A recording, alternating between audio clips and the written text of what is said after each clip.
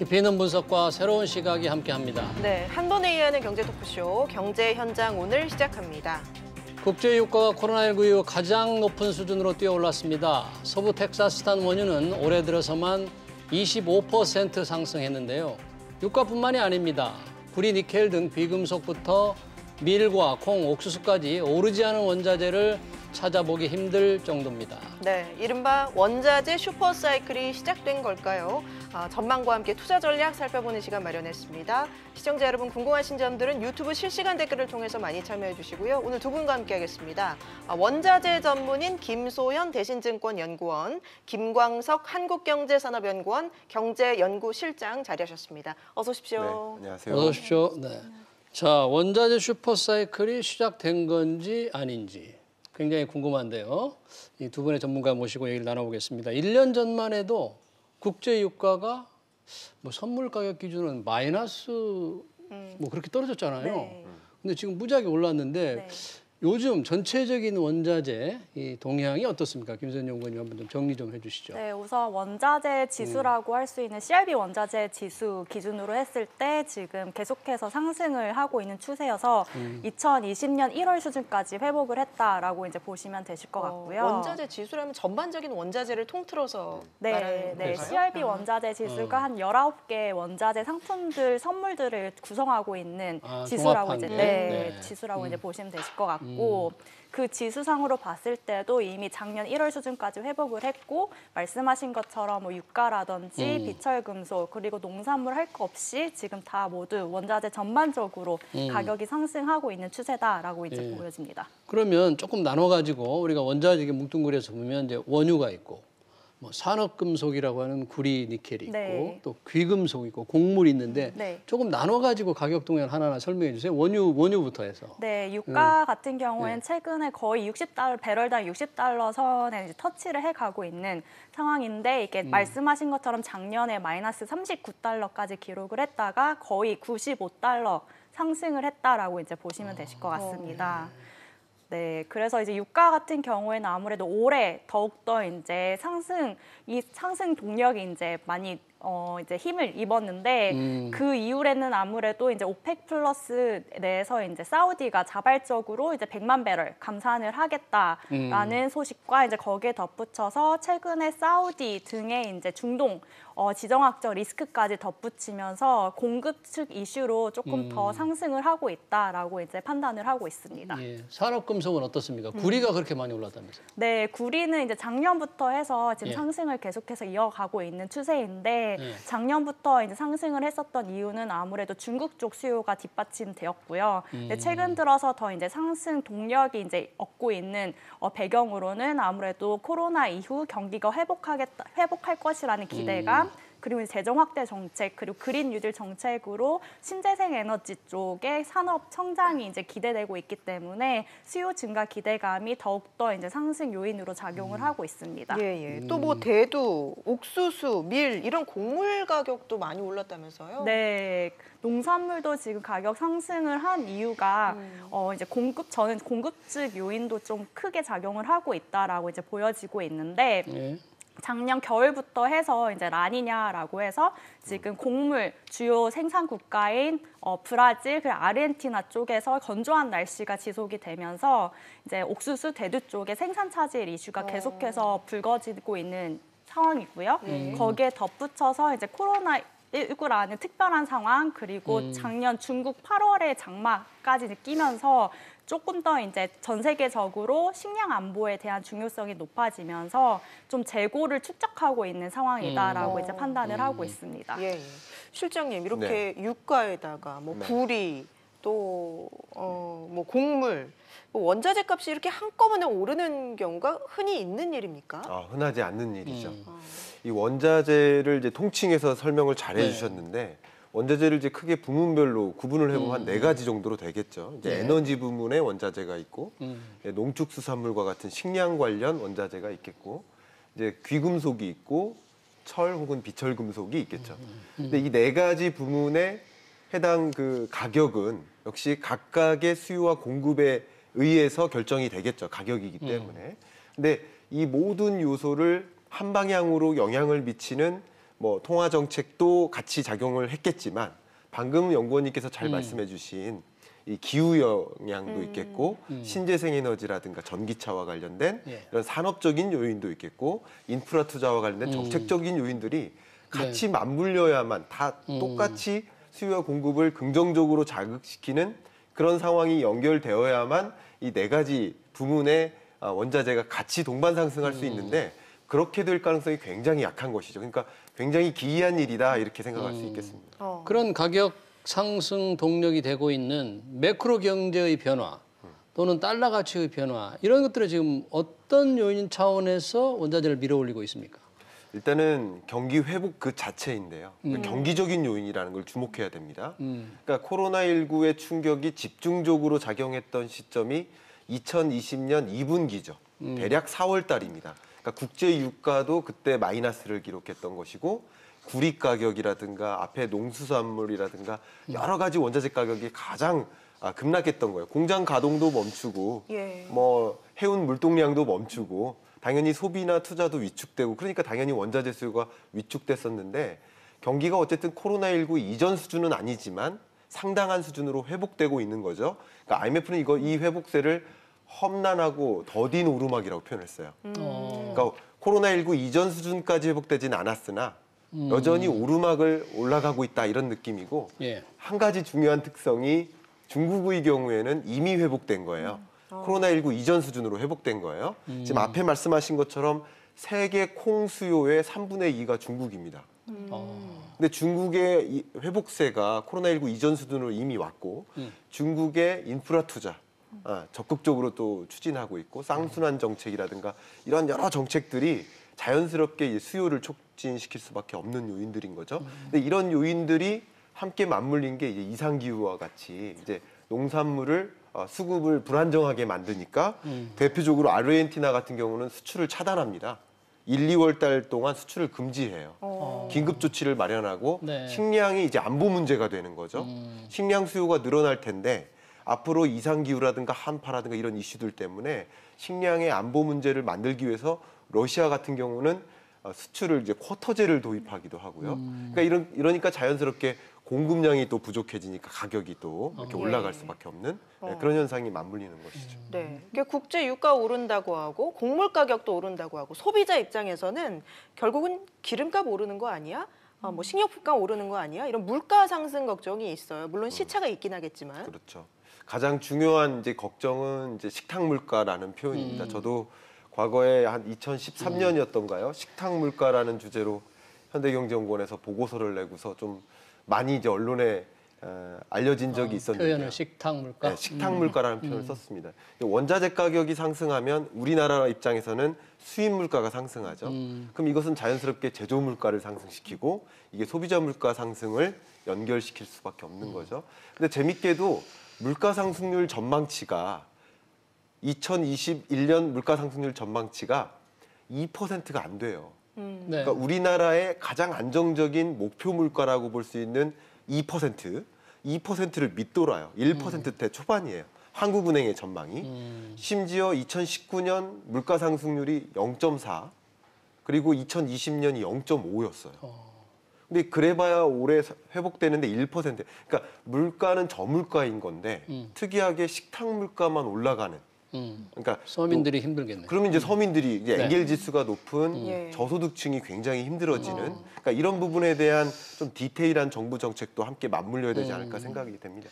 지금 친환경 문제를 얘기했을 때 친환경에서 이 수요가 좀 많다고 했잖아요. 네. 그러면 그 친환경 시설을 만드는데 니켈이나 뭐 구리 이런 게 많이 쓰인다 그런 얘기인가요? 네, 그렇죠. 친환경 정책이다 보면 이제 네. 보통 이제 전기차, 뭐 예. 배터리 쪽 수요를 이제 생각을 하시면 되실 것 같은데 그쪽에 이제 인프라 투자를 이제 많이 증가를 하게 된다면은 기존에 들어갔던 인프라에 들어가는 원자재에 비해서 구리, 니켈 그리고 최근에 올라가고 있는 팔라듐 그리고 이제 은까지도 수혜를 볼 수 있을 것으로 이제 예상을 하고 있는 상황입니다. 은이 뭐 태양광에도 많이 들어간다면서요? 네, 은 같은 경우에는 이제 태양광 쪽 수요가 한 10% 정도 되는데 이게 이제 태양광 쪽 산업이 워낙 성장성이 좋고 내년에도 전망치의 그 수치가 달라질 수는 있긴 하지만은 한 20% 정도 이상 성장을 할 것으로 예상을 하게 된다면은 그만큼의 은 쪽의 수요가 증가할 것으로 이제 예상을 하고 있는 상황이고요. 거기에 덧붙여서 아까 말씀드렸던 팔라듐 같은 경우에는 수소 경제 그리고 이제 배기가스를 이제 정화시켜주는 촉매제 쪽의 수요도 이제 함께 증가할 것으로 이제 예상을 하고 있는 상황입니다. 이렇게 뭐 원자재 대부분이 오르고 있는데 반대로 네. 떨어지고 있는 게 있어요. 바로 금입니다. 그렇죠, 네. 금값은 왜 떨어지는 건가요? 네, 금 가격 같은 경우엔 최근에 계속해서 조정을 받고 있는데 저는 조정을 받고 있는 이유 중에 하나가 아무래도 상대적으로 안전자산 내에서의 그 지위가 조금 조금 내려가지 않았나라고 이제 생각을 하고 있는 상황입니다. 그 이유 중에 하나가 이제 작년을 돌이켜서 생각을 해보면은 코로나19 팬데믹으로 인해서 이제 안전자산 쪽 수요가 워낙 급증했었던 상황인데 네. 이제 그런 상황에서 이제 경기 회복에 대한 기대감으로 이제 그 무게의 추가 조금 변화하면서 상대적으로 이제 수익률 위험자산 쪽을 선호하는 투자자들의 투자 자금 이동이 조금 있다라고 이제 예상을 하고 있고요. 네. 거기에 덧붙여서 이제 실질 금리까지 이제 고려를 더 말씀을 드리고 싶습니다. 작년 같은 경우에 이제 금 가격이 이제 상승을 했었던 게 아무래도 실질 금리가 마이너스 1%, 거의 2%대까지 이제 내려가면서 이제 금 가격이 상승을 했는데 최근 들어서 실질 금리 같은 경우에는 왔다 갔다 하긴 하지만은 그 하한선이 지금 제한된 상황이기 때문에 금 가격의 상승의 탄력 요인이 조금 떨어졌다라고 이제 판단을 하고 있습니다. 지금 이제 금은만 그렇지만 말씀하신 대로 전체적으로 모든 원자재가 오르고 있는데 이걸 우리가 과연 슈퍼사이클의 뭐 시작으로 볼 수 있느냐 없느냐. 네. 지금 이게 논쟁인데 네. 과거 우리가 경험한 네. 슈퍼사이클은 어땠는지 네. 그걸 좀 소개를 해주실 수 있어요? 네, 가장 최근의 슈퍼사이클이라고 하면은 아무래도 2000년대 초반이라고 보여질 것 같은데 네. 그때 당시 상황을 돌이켜 보면은 아무래도 브릭스 중국 중심으로 신흥국의 경제 성장이 가장 대표적으로 이제 수요의 그 급증을 하는 요인이 작용을 했고 네. 거기에 덧붙여서 뭐 달러 약세, 완화적인 통화 정책 등등의 요인들이 같이 함께 가격 상승 요인으로 작용을 했습니다. 그러면 지금 이런 과거의 경험이 현재 지금 지속된다. 현재도 시작된다고 지금의 순간을 원자재 슈퍼사이클로 명명한 곳은 어디입니까? 대표적으로 JP모건이라고 볼 수 있을 것 같아요. JP모건. 예. JP모건 같은 경우는 이게 슈퍼사이클이 시작됐다, 이제 시작점이다라고 이렇게 표현을 하고 있는데 예. 그 논리가 좀 한번 우리가 제대로 예. 분석을 해볼 필요가 있는데 예. 예. 방금 말씀해주신 것들이 좀 중요한 요인이에요. 국제 유가를 포함한 각종 원자재 가격이 중장기적으로 대세 상승세를 이어가는 게 하나의 슈퍼사이클이라는 개념인데 대략 한 적어도 20년은 돼야 슈퍼사이클이라는 표현을 붙일 만할 것 같아요. 그렇게 길게 해요? 그렇죠. 적어도. 근데 실제 슈퍼사이클이 대부분 20년 이상이었죠. 24년 최소. 그러니까 그런 것을 생각해 보면 중장기적이고 구조적인 요인이어야 된다는 거예요. 네. 그러니까 앞에 연구원님께서 말씀해 준 것처럼 2000년대 가장 최근에 있었던 1990년대 이후로 네 번째 슈퍼사이클 그걸 설명해 주셨는데 그때 원자재 슈퍼사이클은 중국을 비롯한 신흥국의 성장이 있었어요. 중국이 두 자릿수 성장하지 않았습니까? 2001년에 WTO에 가입합니다. 세계에서 교역과 경제 대국으로서 1위 규모로 이제 성장하는 그런 흐름 속에서 중국이 폭발적으로 원자재를 수요를 하는데 세계 에너지의 20%를 중국이 수요합니다. 철강과 알루미늄 같은 이 철 비철 금속 같은 경우는 40% 이상을 쓸어 수요해요. 담는 거죠. 그러니까 이제 중국의 성장세는 두 자릿수 성장세는 당연히 구조적으로 이 원자재 가격을 상승시킬 요소였던 거예요. 근데 그뿐 아니라 더 재밌는 게 중국을 제외한 그 밖의 신흥국들, 인도가 대표적이죠. 브라질도 마찬가지고요. 베트남이나 이런 국가들이 이 도시화가 진전돼요. 그리고 중산층이 늘어나요. 그러니까 너도 나도 안정적으로 식량을 즐길 수 있고 특히 기호 식량, 그러니까 커피라든가 코코아라든가 이런 수요가 또 급증해요. 중산층이 늘어나면서 이런 것들이 이제 구조적인 현상인데 지금 있는 이 코로나19 충격 이후에 있는 이런 원자재 가격의 상승세가 정말 구조적인 요인이냐를 한번 들여다봐야 된다는 것이죠. JP모건은 구조적인 요인이라고 지금 분석하는 거죠? 그렇죠. 그러니까 최근에. 슈퍼 사이클이라고 표현을 하는 것인데 표정은 별로 동의하지 않는 것 같네요, 제 표현. 동의하기가 좀 어렵습니다. 이제 물론 이제 판단이 좀 있을 수 있겠지만 6가지 근거를 들었는데 어떤 근거? 가장 쉬운 걸 먼저 말씀드려볼게요. 친환경 정책을 들었어요. 친환경 정책으로 앞에 말씀하셨던 구리나 뭐 아연이나 이런 비철 금속의 수요가 크게 늘어날 것으로 보여져요. 예. 배터리 같은 경우도 그리고 이제 제규어라는 이 대표적인 영국 기업도 자동차를 이제 2025년부터는 전기차만 생산하겠다라고 선언했어요. 포드도 그렇고 많은 국가들이. 예. 그러면 전기차 수요가 늘어남에 따라서 비철 금속 수요가 늘어나겠다라는 것은 구조적인 현상이라고 볼 수 있지만 더 중요한 것은 국제 유가입니다. 그렇죠. 국제 유가는 오히려 하방 압력이잖아요. 원유 수요가 줄어들 거잖아요. 원유 수요가 준다. 그러면 이제 사실 이제 원자재 가격의 어떤 바스켓을 놓고 본다면 원유가 더 절대적인 영향을 미칠 텐데 이런 비철 금속의 수요가 급증한다 하더라도 실제 전체 바스켓 아까 CRB 지수 같은 그런 지수가 말 그대로 대세 상승세를 이어갈까 하는 의문이 드는 것이고요. 첫 번째. 예. 뭐 의구심이 그밖에 든다. 중요한 요소들을 좀 보면 경기 회복이라고 봤는데 지금의 경기 회복은 2020년 2분기 저점을 뒤로 하는 기저효과적인 성격이 있고 회복세가 진전되다 하더라도 22년, 23년까지 정도예요. 이게 중장기적인 10년, 20년을 놓고 보는 경기 회복과는 좀 차이가 있다는 것이죠. 제가 이 원자재 가격이 중장기적으로 상승세를 유지할 것이다라고 보는 건 저도 입장이 같아요. 그러나 이게 슈퍼사이클이라고 명명하기에는 좀 아쉬움이 있다는 것이고 그래요? 그밖에 여러 요인들을 좀 주목을 해본다면 뭐 시간이 많다면 제가 저 혼자 말씀드릴 수가 없으니까 예. 뭐 통화 확장이라는 것만 한 가지만 더 말씀드려볼게요. 2020년 한 해 역사적으로 가장 낮은 수준의 기준금리를 만들었죠. 우리나라도. 예. 미국도 그렇고요. 그리고 통화량도 가장 많은 속도로 공급이 됐죠. 그러면 이미 물가가 상승세로 전환되고 경기가 회복세로 진전되면서 벌써부터 테이퍼링 이야기가 나오지 않습니까? 통화 확장을 중단하는 그렇죠. 또는 회수하는 그 말씀하시는 거죠? 그러면 이제 통화 확장이라는 것이 2020년만큼 2021년, 2022년 계속 이어질 것이냐.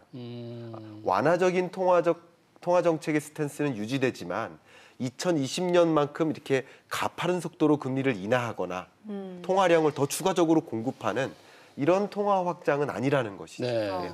나머지 조건들도 다 비슷하다고 그러니까 볼 수 있습니다. JP 모간의 슈퍼사이클, 원자재 슈퍼사이클에 대해서 크게 동의하지 않는데 그중에 이 친환경 정책에 의한 산업금속의 수요 때문에 과연 원유가 계속 강세를 보일 수 있겠느냐 뭐 그런 생각이신데 그렇죠. 그런 비철금속 수요는 친환경 정책으로 늘어나는 게 원유와 비교하면 워낙에 적을 거 아닙니까? 원유와 비교하면. 그러니까 원유의 강세는 계속될 수 있는 거 아니에요? 저는 유가 강세가 지속되기 조금 어렵다고 보는 어렵다. 시각인데요. 우선 가장 큰 이유도 아까 말씀하셨던 것처럼 구조적으로 이제 신재생 에너지 쪽으로의 산업이 변화하다 보면은 아무래도 가장 중요한 원유 수요가 피크가 될 수 있는 가능성이 더욱더 빨라질 수 있다라고 이제 판단을 하고 있습니다. 예. 지금도 이제 기간마다 차이가 있는데 뭐 BP 같은 경우에는 올해가 원유 수요가 피크다라고 이제 발표를 한 적이 있고요. 그리고 대표적인 에너지 기관인 IEA라든지 EIA 같은 경우에는 2025년 전후로 해서 원유 수요가 피크가 이제 될 수 있다라고 이제 발표를 한 상황입니다. 그렇기 때문에 이제 수요적인 측면에서 이제 원유 저 같은 경우에는 유가가 계속해서 상승하기 어렵다라고 이제 판단을 하고 있고 거기에 덧붙여서 이제 공급 측면을 말씀을 드리자면은 유가가 계속 상승을 하게 되면은 바이든 정부의 정책적인 그런 규제가 조금 리스크로 작용을 할 수 있지만은 저는 셰일 쪽에서 생산이 그만큼 유가의 방향성과 동일하게 늘어날 수 있다라고 이제 예상을 하고 있는 상황이어서 구조적으로 쭉 과거의 그 슈퍼사이클처럼 올라가긴 힘들다라고 이제 전망을 하고 있습니다. 제가 연구원님 그러니까 말씀에 김수현 조금 더 연구원도 네. 슈퍼사이클에 대해서 JP 모건의 그 분석에 대해서 100% 동의하지는 않는 거네요. 슈퍼사이클까지는 네. 아니다. 그러니까 상승세는 이어지겠지만. 그럼 뭐 스몰 사이클입니까? 뭐라고 보십니까? 그러니까 저는 이제 제가 발표를 그러니까 저의 전망 보고서 쓸 때는 원자재 내 그 그러니까 상품별로 차별화된 상승이 나타날 것이다 이렇게 얘기를. 차별화된 상승. 네. 그러면 상승으로 예상하는 원자재는 뭐? 그 대표적으로 아까 말씀드렸던 그린 뉴딜 정책 관련해서 비철 금속 그리고 귀금속 내에서도 은, 팔라듐, 백금 그 정도가 이제 수혜를 받을 수 있다라고 네, 발표를 한 상황입니다. 그러면 금과 네. 원유, 유가는 그렇게 지속적 상승이 될 가능성이 좀 낮다. 우선 금을 먼저 말씀을 드리자면요. 금 같은 경우에는 아무래도 이게 대표적인 안전 자산으로 꼽히다 보니까는 글로벌 경기, 그리고 통화 정책, 그리고 이제 달러 흐름까지 이제 종합적으로 그런 매크로적인 측면의 영향을 가장 크게 받을 것 같은데요. 아까 말씀하셨던 것처럼 이제 테이퍼링도 이제 계속해서 논의되고 있는 상황인데 과거에 이제 금 가격 하락기를 이제 비교를 해보면은 금 가격이 2011년에 하락을 했었던 주요 원인이 금리가 이제 올라갈 것이라는 그 시장의 불안감, 그리고 달러가 약세에서 강세로 이제 전환되었다는 점 등이 가장 큰 하락 요인으로 이제 작용을 했거든요. 그래서 그런 점을 고려를 했을 때 이제 금 같은 경우에도 이제 작년에서 나타났던 것처럼 그런 피크까지는 가기는 조금 힘들지 않을까라고 이제 예상을 하고 있고요. 그다음에 유가 같은 경우에도 오히려 이제 그린 뉴딜 정책의 효과가 나타나기 시작을 하면은 수요가 아무래도 이제 수요 그 상승 폭이 둔화될 수밖에 없는 상황이기 때문에 유가의 상승도 지속되기는 조금 힘들어 보인다라고 이제 전망을 하고 있습니다. 이 달러 가치의 변화가 금값에 영향을 지금 꽤 미칠 거다. 그러니까 달러가 강세가 좀 된다면 네. 금 상승을 좀 제약하는 그런 얘기인 거죠. 네, 그런 이야기도 분명히 있고요.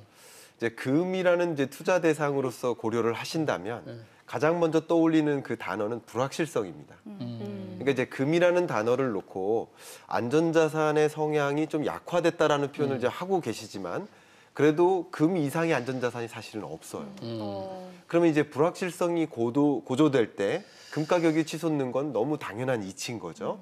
그래서 2020년 8월쯤에 코로나19의 확산세가 가장 거셀 때 미국과 유럽을 중심으로 그때 이제 불확실성이 가장 높았고 불확실성을 많이 보여주는 좋은 지표 중에 하나가 이제 빅스 지수인데 그 변동폭 지수 가장 높을 때 금 가격도 같이 올라가요. 그러니까 불확실하니까 내가 어디에 투자를 해야 되지? 좀 안전자산에다가 돈을 묶어두고 싶어 하는 그 투자 의지가 금 투자로 이제 연결되는 것이고 그런데 2021년을 놓고 한번 생각해 보시면 바이든이 당선이 됐죠. 그러니까 불확실함이 줄어드는 거예요. 누가 될지 모르는 불확실함.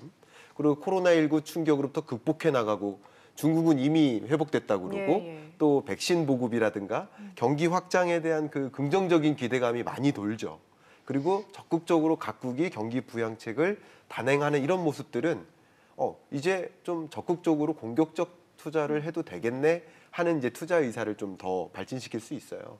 그런 관점에서 이제 금 가격은 이제 불확실성이 완화되는 과정에서 안정화되는 그런 모습이다라고 볼 수 있겠고요. 국제 유가는 좀 다시 한번 제가 말씀을 드려보고 싶어요. 물론 국제 유가를 전망하는 기구들이 몇 개 있습니다. 저도 경제를 전망할 때 국제 유가만큼은 아까 말씀하셨던 IEA나 EIA 전망치를 보통 기준으로 합니다. 근데 보통 EIA 전망치를 저는 많이 활용하는데 미 에너지 정보청이라고 합니다. 그럼 여기서의 전망치를 보면 아까 말씀드렸던 것처럼 2020년 2분기가 저점이고요. 3분기, 4분기, 2021년 1, 2분기 계속 회복세가 진전되고 있어요. 지금 그런 거죠? 지금 회복되고 있고요. 제가 그래서 우스갯소리로 어떤 표현을 한 적도 있냐면 기름을 이번 주 넣을까 다음 주 넣을까 고민하신다면 한 주라도 일찍 넣는 게 낫다. 네. 상대적으로 그런 표현을 한 적도 그러니까. 있어요. 근데 이 EIA의 전망치에 의거해서 말씀드리면 2022년 4분기까지 굉장히 완만한 상승세가 지속됩니다. 내년 말까지? 네. 그리고 2025년까지도 상승세로 보고 있어요. 그게 중론입니다. 다만 코로나19 이전 수준으로 회복되진 않는다는 게 특징이에요.